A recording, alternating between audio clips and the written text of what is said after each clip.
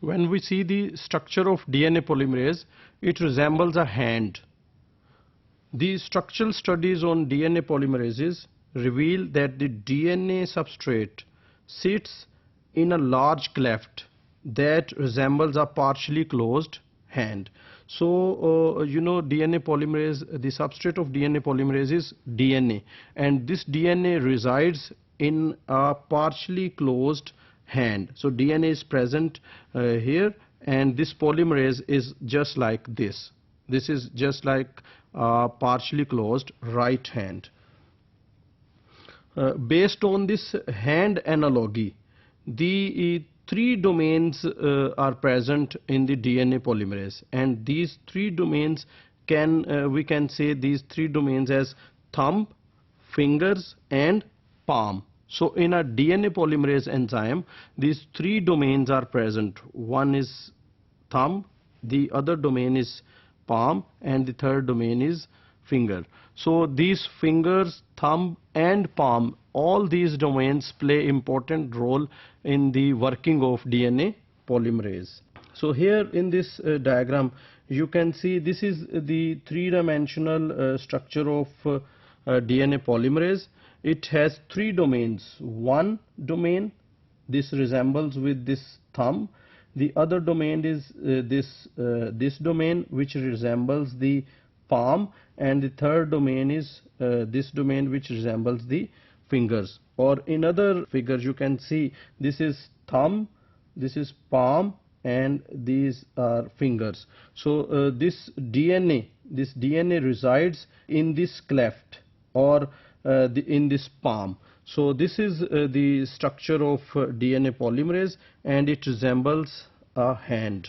The palm domain, let us see the working of these three domains. The palm domain is composed of a beta sheet, and you know about the beta pleated sheet in the structure of proteins.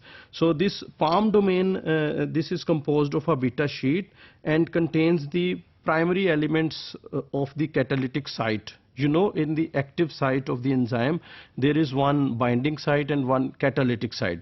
So this palm contains the primary elements of the catalytic site of DNA polymerase.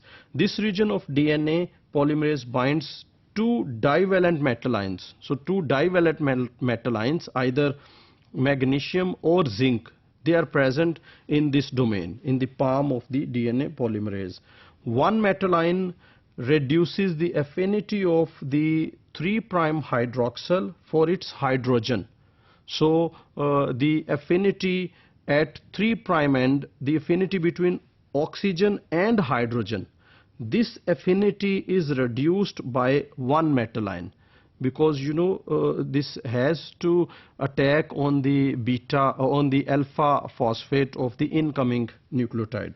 This generates a 3O oxygen that is primed for the nucleophilic attack of the alpha phosphate of the incoming DNTP. So to prime this 3' end, this metal ion works.